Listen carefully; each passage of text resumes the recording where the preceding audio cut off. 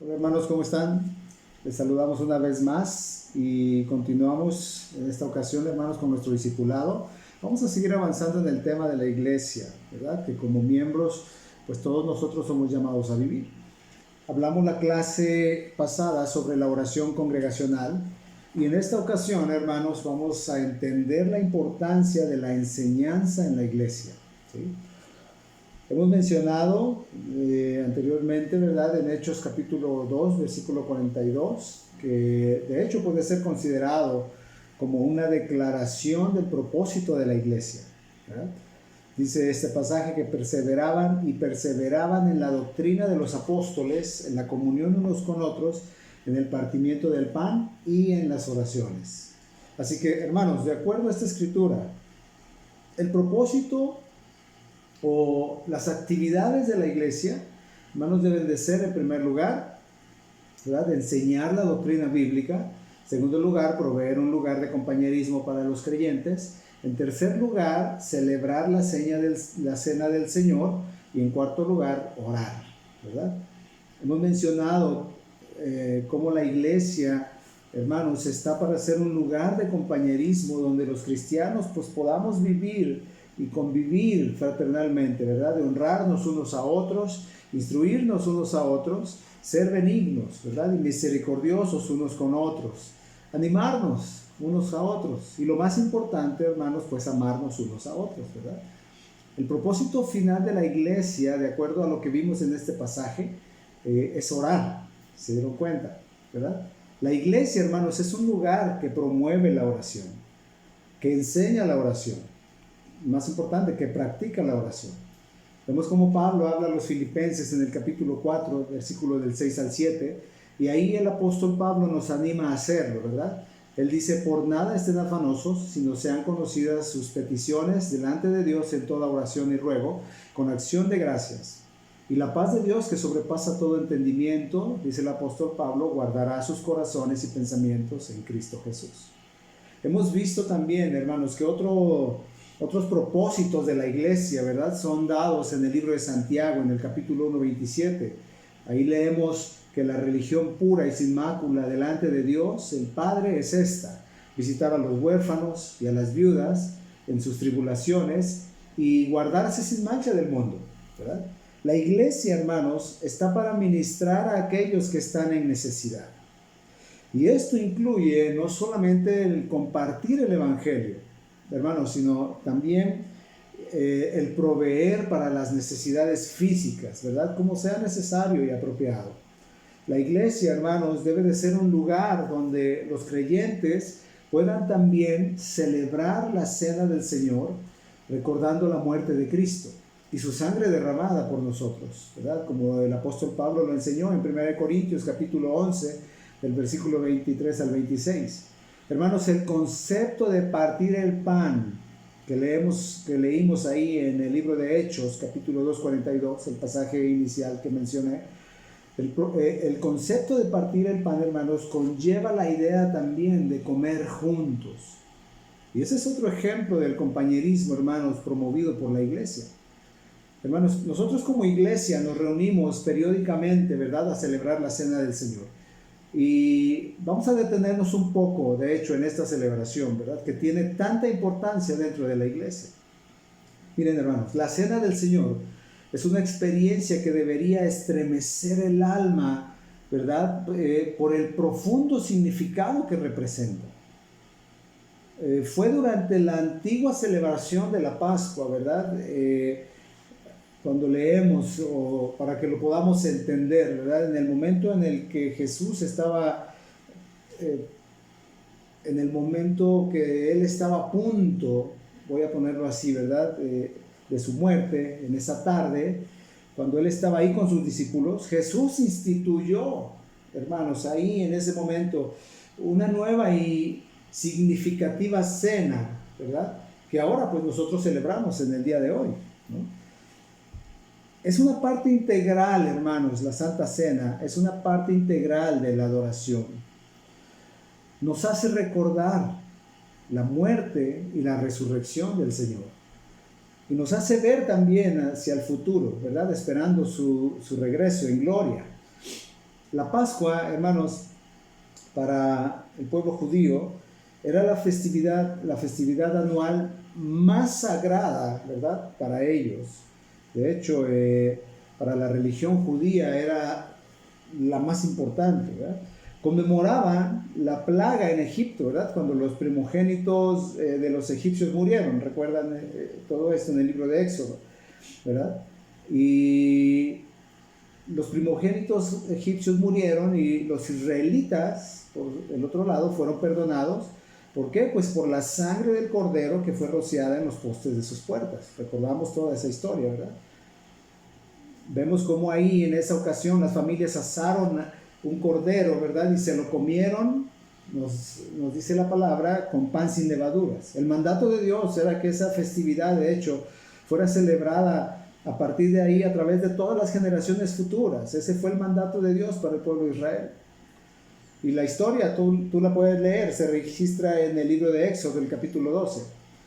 Entonces, durante la celebración de la Pascua en el tiempo de Jesús, Jesús tomó un pedazo de pan y dice la Biblia que dio gracias a Dios. Y mientras él partía el pan y se lo daba a sus discípulos, él les dijo, tomen y coman. Esto es mi cuerpo que por ustedes es partido, ¿verdad? Y después dice que también tomó la copa después de haber cenado y les dio la copa y bebiendo de ella, él les dijo, esta copa es el nuevo pacto en mi sangre. Hagan esto todas las veces que la bebieran en memoria de mí, ¿verdad? Y después de esto, bueno, ella concluyó la fiesta que se estaba celebrando cantando un himno, ¿verdad? Eso lo registra Mateo en el capítulo 26, versículo 30. Y dice que todos salieron esa noche al monte de los olivos. Y fue ahí donde Jesús pues fue traicionado por Judas, como ya se había anunciado, como él lo predijo, ¿verdad? Y el día siguiente pues él fue crucificado, ¿verdad? De hecho, si quieres comparar todos los relatos de la Cena del Señor, los vas a encontrar en los Evangelios. Lo vas a encontrar en Mateo capítulo 26, del versículo 26 al 29. Lo vas a encontrar en el Evangelio de Marcos, en el capítulo 14, del versículo 17 al 25. También lo vas a encontrar en el Evangelio de Lucas, capítulo 22, del versículo 7 al 22. Y lo vas a encontrar en el Evangelio de Juan, en el capítulo 13, del versículo 21 al 30, ¿verdad? Ahora, también el apóstol Pablo escribió sobre la Cena del Señor, y eso también tú lo vas a encontrar en 1 Corintios, capítulo 11, del versículo 23 al 39. Al 29, perdón. Pablo, de hecho, hermanos, él incluye, ¿verdad?, una declaración que no vamos a encontrar en los evangelios, ¿verdad? En el capítulo 11, como lo mencioné, los versículos 27 al 29, él dice, de manera que cualquiera que comiere de este pan o bebiera de esta copa del Señor indignamente, dice, será culpable o culpado del cuerpo y de la sangre del Señor. Por tanto, dice Pablo, pruébese cada uno a sí mismo y coma así del pan y beba de la copa. Porque el que come y bebe indignamente, sin discernir el cuerpo del Señor, juicio come y bebe para sí, ¿verdad? Ahorita vamos a explicar todo este pasaje. Miren, hermanos, podríamos preguntar, ¿verdad?, ¿qué significa el participar del partimiento del pan y de la copa de manera indigna? Que es lo que menciona Pablo. Entonces aquí podemos hacer varias observaciones. De manera indigna puede significar, hermanos, el tomar con indiferencia el verdadero significado del pan y de la copa. O sea, ser indiferentes a eso. Olvidar, ¿no? Olvidando el tremendo precio que nuestro Salvador pagó por nuestra salvación. También participar de manera indigna puede significar, hermanos, el permitir que la ceremonia se vuelva solamente un ritual muerto, ¿verdad?, y rutinario.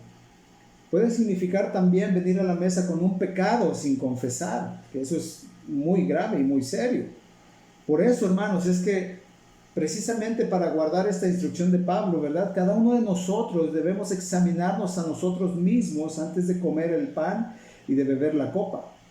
Si se han dado cuenta, cada vez que hacemos esa celebración, nuestro pastor nos insta, ¿verdad?, nos da una explicación muy profunda y después nos da un tiempo. Él siempre lo ha hecho, ha dicho, vamos a tomar unos momentos, cada uno examínese, si tienes que ponerte a cuentas con Dios, si tienes que confesar un pecado, y nuestro pastor siempre ha tenido ese cuidado, si se han dado cuenta, ¿verdad? Ese cuidado de que como iglesia podamos examinarnos. Es necesario, hermanos, que cada uno de nosotros nos acerquemos a participar de la cena del Señor habiéndonos examinado. Damos gracias al Señor porque nuestra iglesia, nuestro pastor tiene ese cuidado de las ovejas, ¿verdad? Así que se nos hace esta invitación para que de una manera consciente, hermanos, estemos dispuestos a confesar pues cualquier pecado que pueda estar haciéndonos tomar la cena del Señor de una manera indigna, ¿verdad? Entonces, hermanos, debemos cada uno de nosotros considerar cada vez si estamos tomando la cena con indiferencia. Tú tienes que examinar tu vida. O si lo estás haciendo de una manera ritual, nada más, ritualista, perdón, nada más, ¿verdad? O si lo estás haciendo y no le estás dando la importancia y la reverencia correcta al recordar precisamente el sacrificio de nuestro Señor Jesucristo, ¿verdad? Y por eso es la invitación que se nos hace de examinarnos cada uno de nosotros.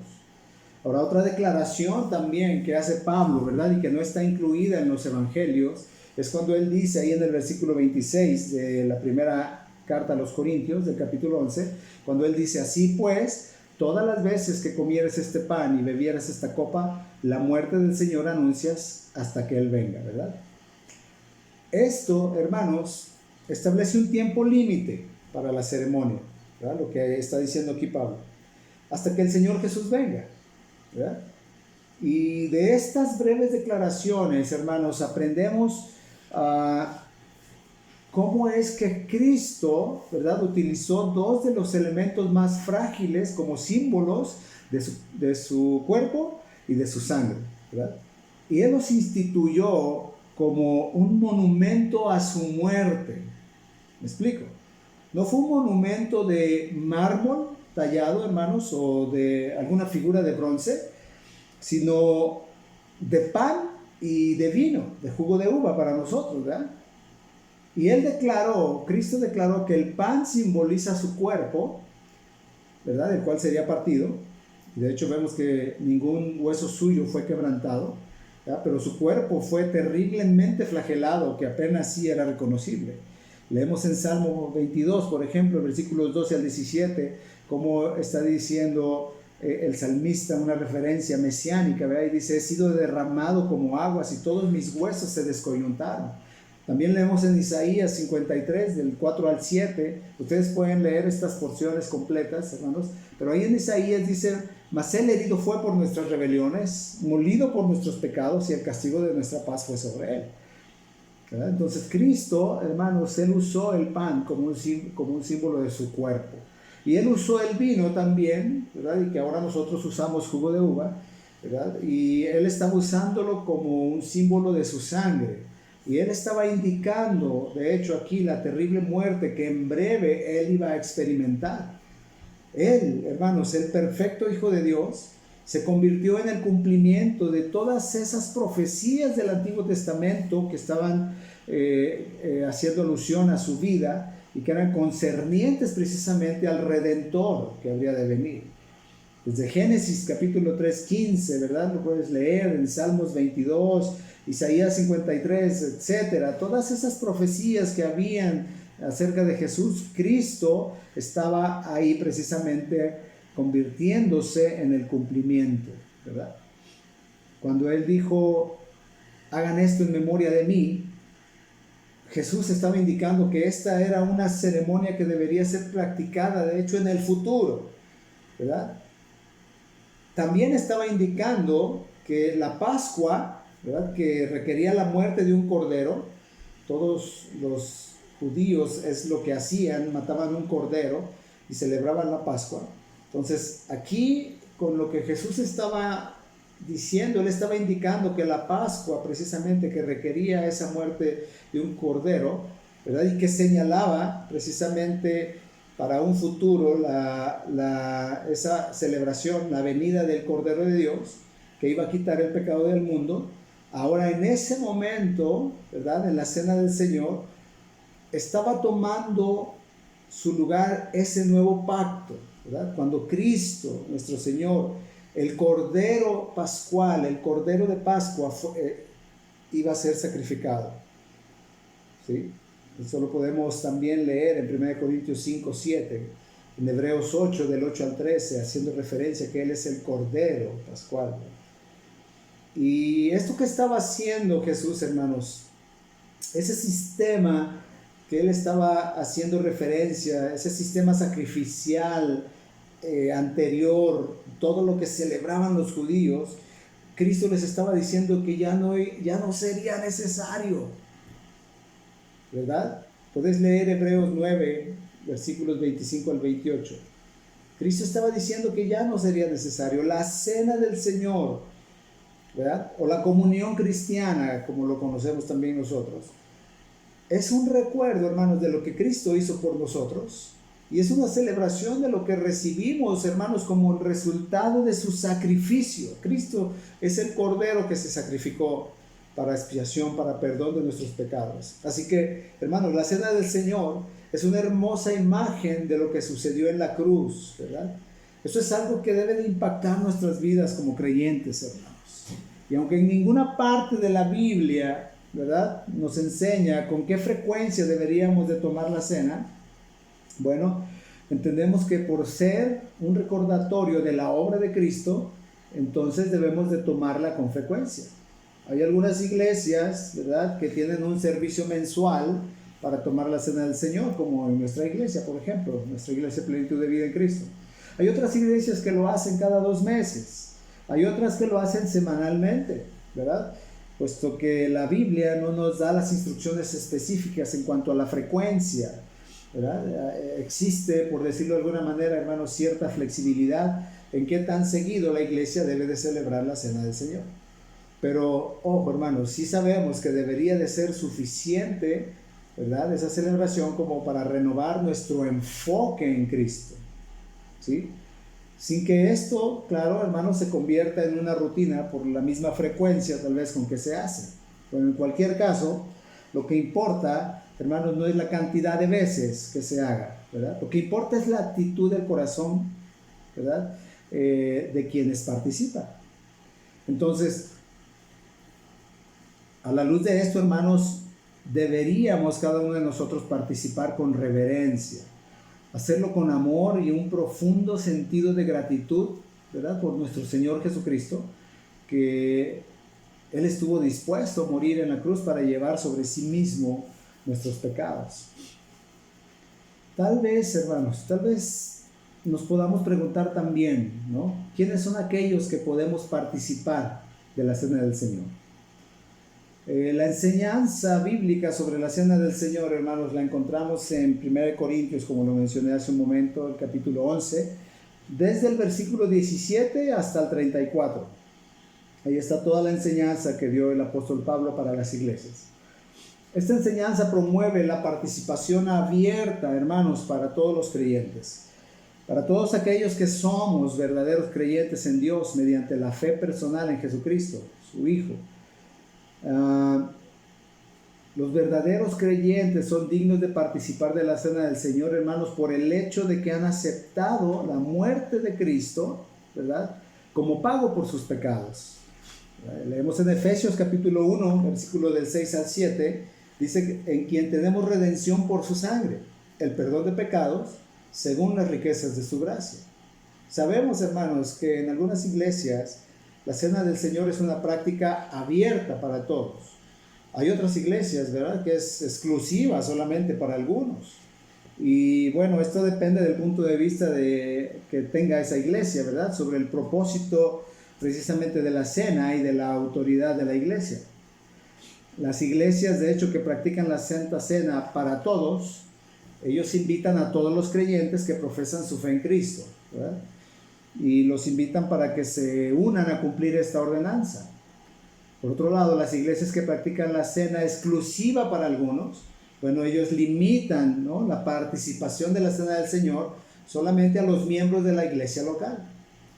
Entonces, ellos únicamente los miembros, ¿verdad?, de la iglesia con un buen testimonio, para ellos, para esas iglesias, son los que están autorizados a participar. Algunas otras iglesias participan en un tercer tipo de celebración, ¿verdad? Ellos la llaman la cena cerrada. Y aquí en este concepto, en esta cena cerrada, los miembros de otras iglesias, ¿verdad?, los miembros de otras iglesias de la misma denominación, se les permite partir el pan juntos, ¿verdad? Están ahí con los miembros de la iglesia local, se reúnen de diferentes iglesias. Y la justificación, de hecho, detrás de esta práctica de la cena del Señor cerrada, como lo estoy explicando, o la que es exclusiva solamente para algunos, la justificación por parte de algunas iglesias es que lo hacen así porque se busca que el asegurarse de que todos los que participan sean creyentes, y también pues es un intento de asegurarse de que alguien no participe indignamente, ¿verdad?, que es lo que dice Pablo ahí en el libro de Corintios.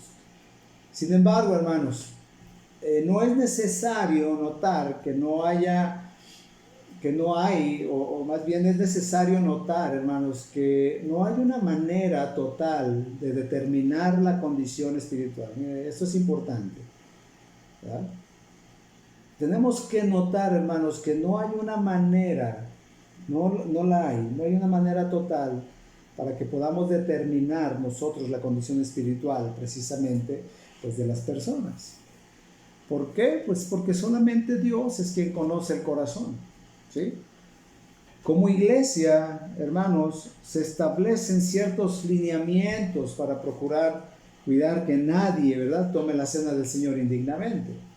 Porque, bueno, asumimos que no todos los miembros de la iglesia puedan ser creyentes genuinos, ¿verdad? Es por eso también, hermanos, que en nuestra iglesia Plenitud de Vida, bueno, si se han dado cuenta, se invita a tomar la cena, ¿verdad? Y se ha enseñado que solamente aquellos que ya han sido bautizados, ¿verdad? Porque de hecho el bautizo ahí es una demostración pública de la fe que estamos profesando. Así que bíblicamente, hermanos, la cena del Señor debe estar abierta para todos los creyentes, no se debe delimitar. La cena del Señor bíblicamente debe de estar abierta para todos los creyentes. Lo importante, entonces, que tenemos que puntualizar, ¿verdad?, es que cada uno de los creyentes que participamos estemos caminando en comunión con el Señor y con los demás. Ten guardado esto en tu mente, en tu corazón, ¿verdad? Lo importante cuando celebramos la cena del Señor es que cada uno de nosotros como creyentes estemos participando, estemos caminando en comunión con el Señor y en comunión con los demás. Y que antes de participar de la cena del Señor, como bien se nos ha estado guiando por medio de nuestro pastor, bueno, que cada uno de nosotros podamos examinarnos personalmente, ¿verdad?, examinar nuestros motivos, ¿verdad?, a la luz de lo que dice la palabra ahí en el versículo 28 del capítulo 11 de Corintios. Entonces, de esa manera, pues, hermanos, es como nuestra iglesia llevamos a cabo la celebración de la cena. La próxima vez que lo hagamos y nuestro pastor nos haga la invitación de que nos examinemos, tome conciencia de esto, hermanos, y con un corazón humilde, rendido al Señor, examínate, ponte a cuentas con el Señor, pide perdón por cualquier pecado que hayas cometido. También vimos en nuestro pasaje, hermanos, al principio, ¿verdad?, que la iglesia está también para equipar a los creyentes en Cristo con las herramientas que los creyentes necesitan para vencer al pecado y para que puedan permanecer libres de la contaminación del mundo. Esto, hermanos, solamente se logra por medio de la enseñanza bíblica. Se logra a través del compañerismo cristiano. Entonces vemos cómo la iglesia también debe de enseñar la doctrina bíblica, ¿verdad?, a fin de que podamos ser arraigados en nuestra fe. El apóstol Pablo dice en Efesios capítulo 4, 14, para que ya no seamos, ¿qué?, niños fluctuantes, llevados por doquiera por todo viento de doctrina, por estratagema de hombres que para engañar emplean con astucia las artimañas del error. Entonces, otra comisión dada a la iglesia, hermanos, es el proclamar el evangelio, de hecho, para la salvación a través de Jesucristo. Vemos eso en la Gran Comisión, en Mateo 28, del 18 al 20, y en Hechos 1:8, ¿verdad? Hermanos, la iglesia es llamada a compartir fielmente el evangelio a través de su palabra, ¿verdad? Y a través de sus hechos.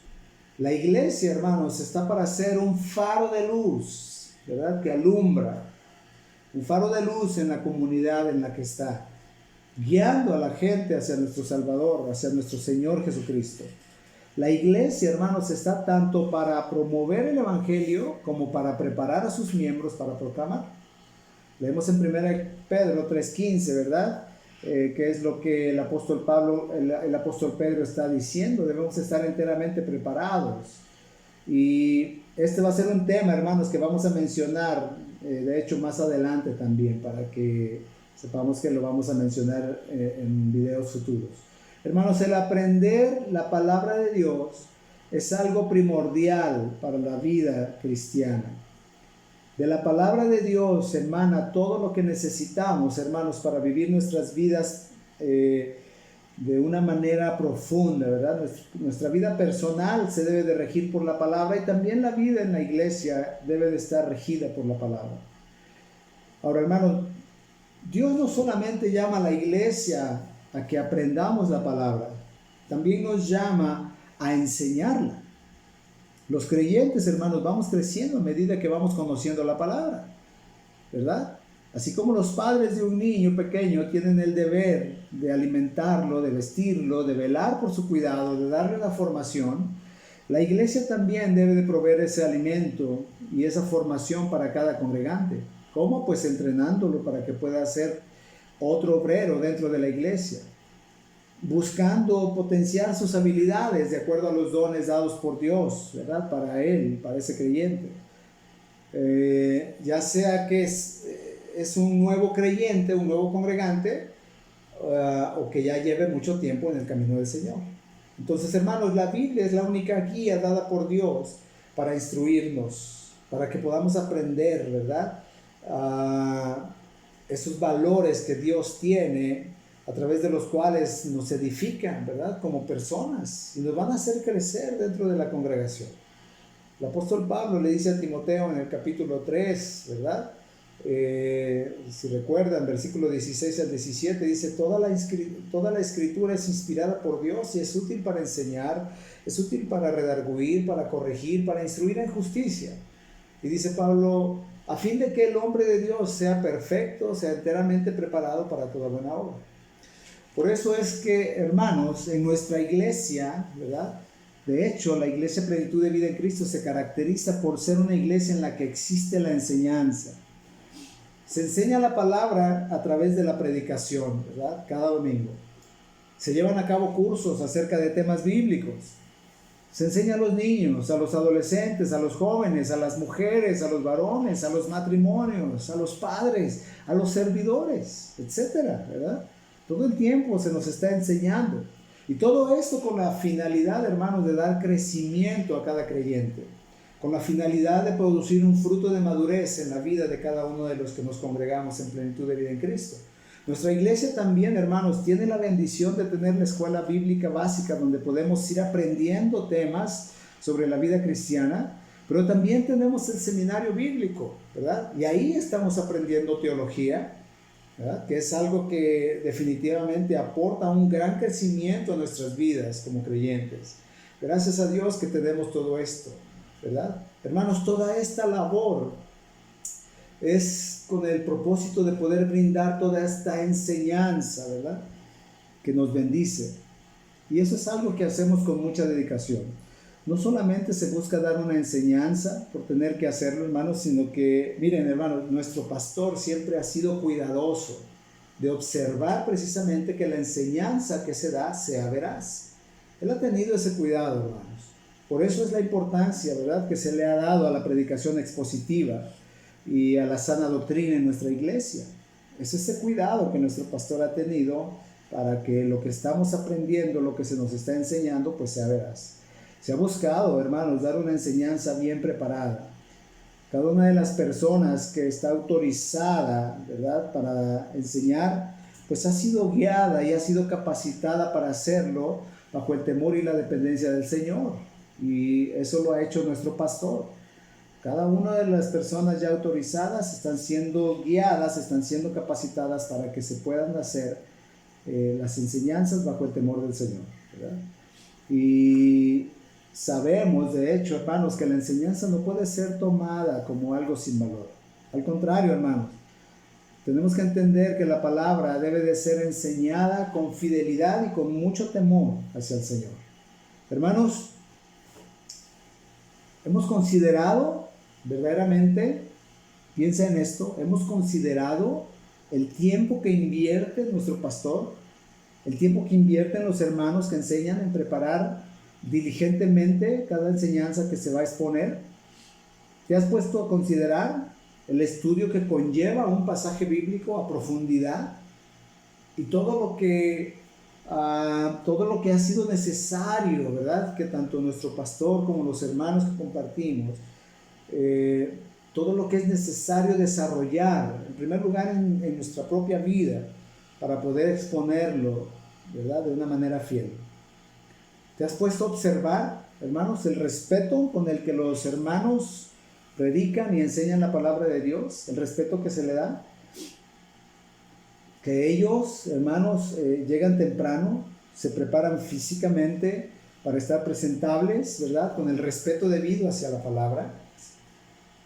Nos hemos preguntado alguna vez, hermanos, el esfuerzo que conlleva la predicación expositiva. Hermanos, debemos de valorar y aprovechar cada momento en que somos expuestos a la enseñanza. Entendemos un poco, hermanos, entendamos un poco esto, porque es tan valiosa, hermanos, la predicación en nuestra iglesia. Y tenemos que comprenderlo y ver y hacernos esa pregunta, bueno, ¿y por qué es tan valiosa? ¿Por qué es valiosa la predicación expositiva? ¿Verdad? Y la principal razón es porque los corazones son transformados, hermanos, cuando la gente es confrontada con la palabra de Dios. Por eso es tan valiosa la predicación. Los predicadores expositivos, de hecho, hermanos, están comprometidos, ¿verdad?, a decir lo que Dios dice, o estamos comprometidos, ¿verdad?, a decir lo que Dios dice. El predicador expositivo, hermano, abre la Biblia ante el pueblo de Dios y se atreve a decir, voy a explicarle lo que significa este pasaje, ¿sí? Y miren, hermanos, esas palabras no tienen la intención de transmitir la autoridad del predicador en ese aspecto, sino que más bien llevan al predicador a confesar humildemente, ¿verdad?, que no tiene mejor palabra que la palabra de Dios. Pues por tanto, hermanos, la misión, el llamado del predicador, ¿verdad?, es explicar al pueblo de Dios lo que la Biblia quiere decir. Y la manera más confiable de explicar lo que la Biblia quiere decir es seleccionar un texto bíblico en oración, dividirlo según sus ideas, según sus características más significativas, y luego aplicar la naturaleza e implicaciones de cada una de estas ideas. La predicación expositiva, hermanos, comprende de hecho la aplicación de lo que la Biblia dice, ¿verdad?, a una audiencia contemporánea que probablemente no está familiarizada, pues, con los contextos culturales, históricos, ¿verdad?, con los que el pasaje fue escrito. La palabra exposición, de hecho, significa simplemente una exposición, válgame la redundancia, o una explicación. Así que la predicación expositiva, hermanos, es la explicación de la Escritura que se basa en el estudio diligente y en la exégesis cuidadosa de un pasaje. Si no entendemos la Biblia, hermanos, no podemos seguirla y no puede ser lámpara a nuestros pies, no puede ser lumbrera a mi camino. Por eso es la importancia de entenderla, ¿verdad? La predicación expositiva, hermanos, es el llamado principal del pastor o de los predicadores, ¿verdad? Como lo vemos, de hecho, en 2 de Timoteo 4:2, cuando Pablo dice que prediques la palabra, que instes a tiempo y fuera de tiempo, redarguye, reprende, exhorta con toda paciencia y doctrina. ¿Se dan cuenta? Ahora, el predicador expositivo, hermanos, no plantea sus propias opiniones. Eso es importante que lo sepamos, ¿verdad? Ya vamos a tener un curso de predicación expositiva, gloria al Señor, ¿verdad? Todos los que pueden, que estamos enseñando, pidamos al Señor que Él nos permita poder tomarlo, ¿verdad? Pero estos solamente son pequeños conceptos que nos van a ayudar. El predicador expositivo no plantea, hermanos, sus propias opiniones, ¿verdad? No plantea tampoco las filosofías de otros, ni meditaciones especulativas.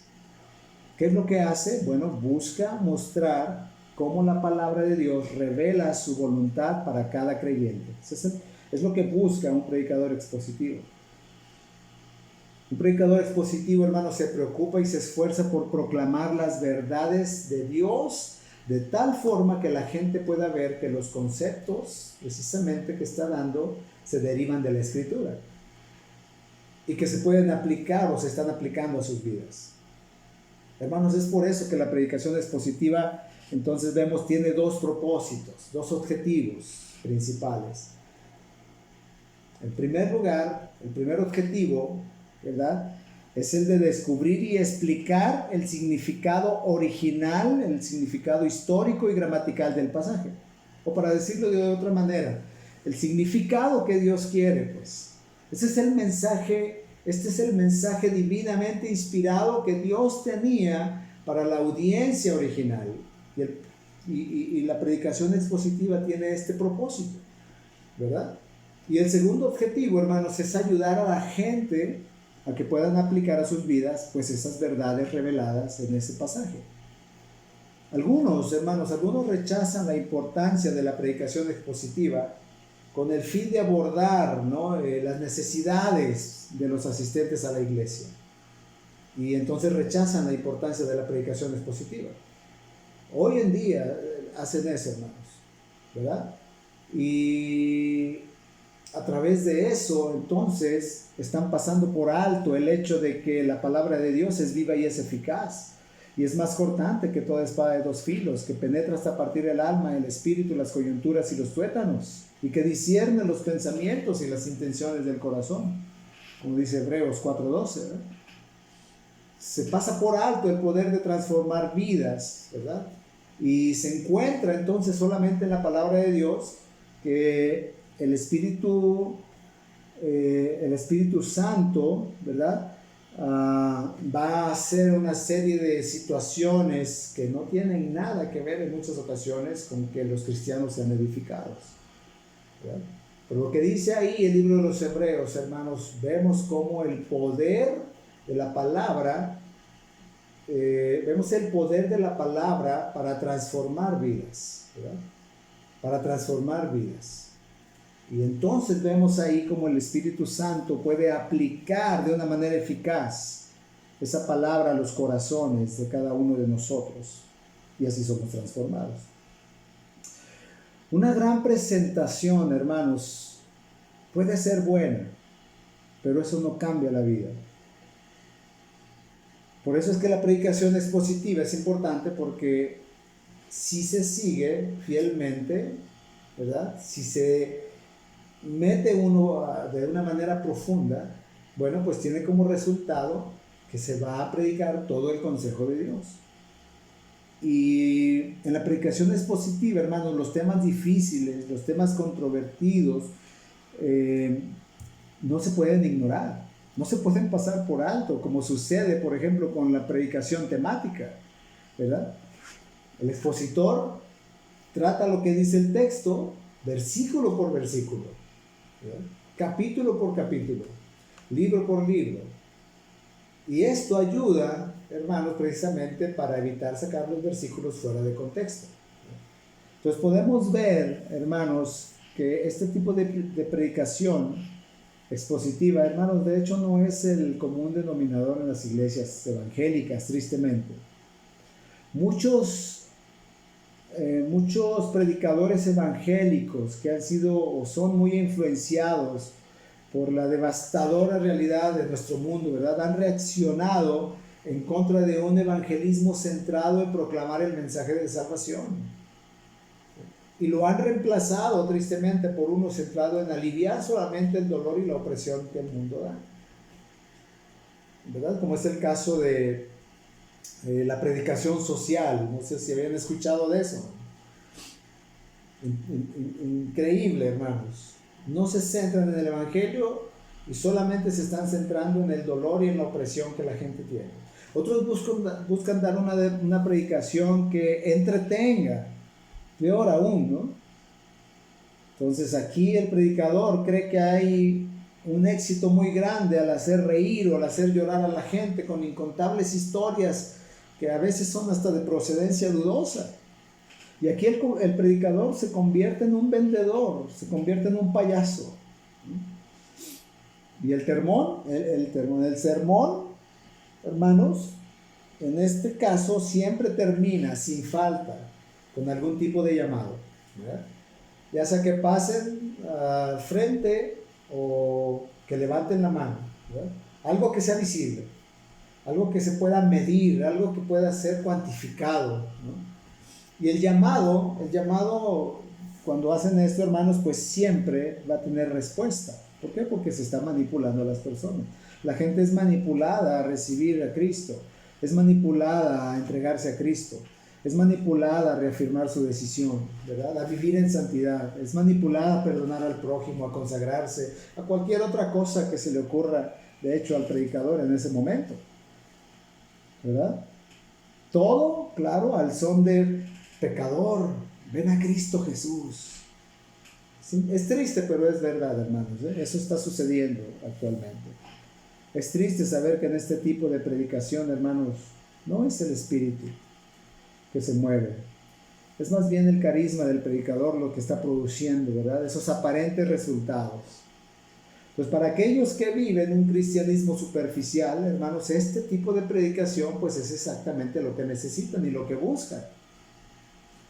Pueden vivir una vida en pecado abominable, de hecho, pero siempre y cuando levanten su mano o pasen al frente el domingo, pues entonces ya su conciencia se tranquiliza, ¿no? Como la de aquel que recibe pues la absolución por parte de un sacerdote. Y hermanos, es muy importante que como creyentes genuinos nosotros recordemos que el poder de transformación no está en la retórica, hermanos, ¿verdad? Aunque bueno, es bueno tener una excelente técnica al hablar también, eso no lo podemos descartar, ¿verdad? Pero el poder de la transformación, hermanos, no está en la retórica, no está en los resultados cuantificables, está en la correcta exposición de la palabra de Dios. Y hermanos, si queremos que el reino se expanda y que los creyentes crezcan, será a través de una predicación sólida y bíblica, ¿verdad? Hay otras ocasiones, hermanos, en que no es que una predicación no busque ser expositiva, hermanos, sino que simplemente es una predicación mala. ¿Cómo es eso, hermanos? ¿Cómo es esto? Hay algunos predicadores, ¿verdad? Algunos de ellos, el problema es que son muy tediosos. Hablan de manera que es casi inevitable quedarse dormido. Sus charlas son largas, ¿verdad? Y cuando son cortas, como sea, te parecen largas. Entonces el problema se encuentra, hermanos, en el poco estudio y la preparación de ese mensaje. A veces por falta de tiempo o por falta de preparación, de responsabilidad también, ¿verdad? Y por falta de estas cosas el predicador no puede más que ponerse detrás del púlpito con un mensaje sin mucha coherencia en muchas ocasiones. Entonces la falta está en el mensajero, no en el mensaje, ¿verdad? Habrá aquellos que no tienen, de hecho, la capacidad por razones intelectuales, ¿verdad? O otros porque están simplemente aprendiendo y necesitan que el tiempo y la práctica pues les ayude para mejorar. Y van a haber otros que teniendo la capacidad, ¿verdad? Pues predican sin coherencia y sin pasión. ¿Y qué pasa? Pues entonces le están dando al pueblo de Dios una comida mal sazonada.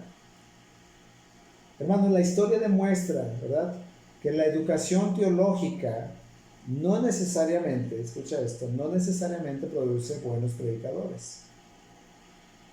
O sea, sin duda ayuda, hermanos, pero al final La buena predicación viene del hombre, hermanos, que está cautivado por la belleza de la palabra de Dios, que la escudriña constantemente, que puede ver su labor, ¿verdad?, como un predicador que es llamado por Dios para transmitir las verdades y no como un trabajo más. Spurgeon dijo: hay hermanos cuya oratoria es intolerable. Nada puede quitarle, dice, a sus discursos el poder para hacer a las personas dormir. No hay ser humano, dice, a menos que tenga el don de la paciencia infinita, que pueda escucharlos por mucho tiempo. Y la naturaleza les hace un bien al mandarlos a dormir, de hecho, ¿no? Si algunos hombres fueran sentenciados a escuchar sus propios sermones, dice Spurgeon, sería un juicio justo sobre ellos, y pronto entonces gritarían como Caín: grande es mi castigo para ser soportado. Así que, hermanos, vemos cómo en nuestra iglesia, ¿verdad?, se ha tenido el cuidado de dar enseñanzas, o de dar una enseñanza fiel a la palabra. Ese es el cuidado que ha tenido nuestro pastor. Vemos cómo se toma el tiempo de enseñar a hermanos, ¿verdad?, que se nos está enseñando. Nuestro pastor ha tomado el tiempo para que todos los que estamos predicando podamos aprender. Y se toma el cuidado, ¿verdad?, el tiempo de enseñar, para que podamos predicar y enseñar. Y se ha cuidado también que la palabra sea enseñada, de hecho, sin caer en lo antes mencionado, aun cuando esto implique pues que algunos hermanos aún no se les permite predicar o enseñar, ¿verdad?, para que puedan continuar siendo enseñados. Hermanos, como iglesia necesitamos ser anhelantes de la palabra. Tenemos que leerla, tenemos que estudiarla, pero también tenemos que enseñarla y proclamarla con veracidad, con exactitud y compasión, ¿verdad? En nuestra iglesia tenemos esta bendición, hermanos. Por eso es que necesitamos mostrarnos cada uno de nosotros agradecidos con Dios por proveer este tipo de enseñanzas para nosotros. Pero, hermanos, ¿cómo podemos mostrar que valoramos la palabra que se predica y que se enseña? En primer lugar, hermanos, orando por los predicadores, por los maestros de la iglesia. Antes del domingo, hermanos, pasa tiempo en tus rodillas, ora por nuestro pastor, mientras él está preparando su sermón, ¿verdad?, para que él pueda predicar el evangelio de una manera clara y convincente. Ora por nuestro pastor, por los hermanos que se ocupan en enseñar, ¿verdad? El pastor, hermano, nuestro pastor, los que estamos ahí, conocemos bien la carga, hermanos, de dividir, ¿verdad?, correctamente la palabra de verdad. Y claro que valoran, hermanos, la oración de los creyentes. Además, también ora por ti mismo para que tú puedas tener esa disposición y que puedas tener oídos que escuchen, ¿verdad?, la palabra de Dios, para que el Espíritu Santo te ayude a evaluar la palabra que se está dando y poder recibirla. Ora también para que la congregación responda con fe y con obediencia. En segundo lugar, hermanos, mantente atento al mensaje durante el sermón. Mira, hermano, todo sermón implica más de solamente si te gustó o no ese sermón. Implica mucho más, ¿verdad? Todo se reduce a que si entendiste los puntos principales del mensaje predicado. Y no importa lo elocuente o atractivo, ¿verdad?, o humorístico que sea el predicador. Perdemos totalmente el punto si no nos enfocamos en comprender, hermanos, el mensaje. Mientras más escuchamos, hermanos, identifiquemos los puntos principales y consideremos su aplicación para nuestras vidas. En tercer lugar, hermanos, se evalúa de una manera crítica, pero no críticamente, ¿sí? O sea, hazlo pero en el sentido positivo, hermanos, porque debemos evaluar un sermón críticamente de la manera como lo hacían los bereanos, ¿verdad? Evaluar los sermones de Pablo. Ellos evaluaron los sermones de Pablo, ellos lo hacían. Ellos comprobaban con la Escritura que lo que el apóstol Pablo les estaba compartiendo fuera así, ¿verdad? Y ellos consideraban, claro, sus aplicaciones. Leemos en el capítulo 7 de Hechos en el capítulo 7, versículo 11, dice que los de Berea, estaba hablando, eran más nobles que los que estaban en Tesalónica. Pues dice, porque ellos recibieron la palabra con toda solicitud, escudriñando cada día las escrituras para ver si estas cosas eran así, ¿verdad? En el sentido negativo, hermanos, debemos evitar evaluar los sermones con un espíritu crítico, ¿verdad? En nuestro esfuerzo por examinar el contenido, hermanos, del mensaje, claro, debemos de ser cuidadosos de no caer en derribar, ¿verdad?, al mensajero. Cada predicador, hermanos, tiene debilidades y tiene deficiencias. Y no hay necesidad de sacar aparte también su gramática o sus hábitos nerviosos. Entonces necesitamos no mantener, ¿verdad?, una lista de sus equivocaciones. Hay quien así lo tiene, ¿no? Una lista de las frases usadas en exceso. Sí debemos analizar, de hecho, las debilidades del predicador, pero eso no nos debe desenfocar del mensaje. ¿Te das cuenta?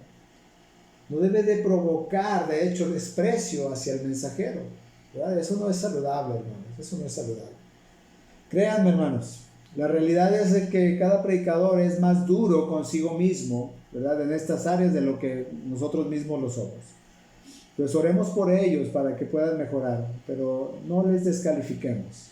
En cuarto lugar, hermanos, evalúa sin tener a alguien en mente, ¿sí? Gracias al internet, y esto es importante que lo puedan entender, hermanos, ahora a través del internet podemos escuchar hora tras hora sermones, y lo podemos hacer cada semana, y lo podemos escuchar de diferentes predicadores en todo el mundo, ¿verdad?, que han sido dotados por el Señor. Y ciertamente, hermanos, claro que hay beneficios personales, espirituales, ¿verdad?, al escuchar los sermones de otros pastores, ¿verdad? Pero al mismo tiempo, hermanos, cuidemos de no permitir que este acceso a esos sermones nos lleve a hacer comparaciones no saludables entre los sermones de esos hombres y los sermones de nuestro pastor o de los hermanos que predicamos, ¿verdad? A esos predicadores prominentes que Dios les ha dado esos dones también, Dios les ha dado pues es la bendición de poder explicar la palabra. Pero miren, hermanos, Dios le ha dado, y eso es muy importante, Dios le ha dado a nuestro pastor un rebaño particular para pastorear, ¿verdad? Y ese rebaño Dios no se lo dio a esos pastores que escuchamos. Y aunque los sermones, pudieran llegar a ser o no llegaran, aun cuando esos sermones, lo voy a explicar así de esta manera, pudieran llegar a no ser muy pulidos o precisos, ¿verdad? Suponiendo eso, ¿verdad? Tanto nuestros hermanos como nuestro pastor, y principalmente nuestro pastor, es quien conoce mejor las debilidades, las fortalezas, ¿verdad?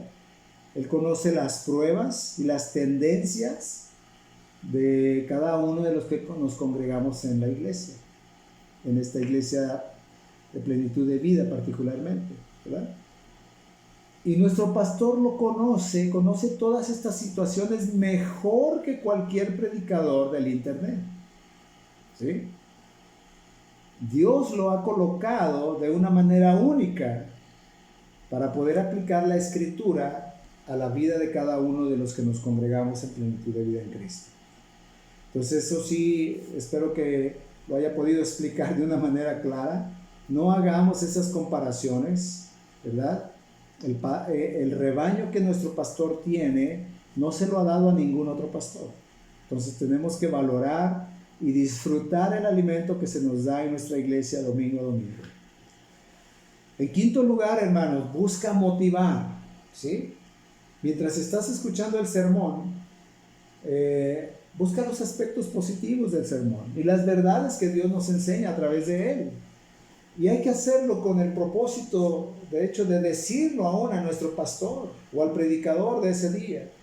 Y cuando lo hagamos, hermanos, seamos específicos. No solamente vayamos y estrechemos su mano diciéndole, qué buen sermón.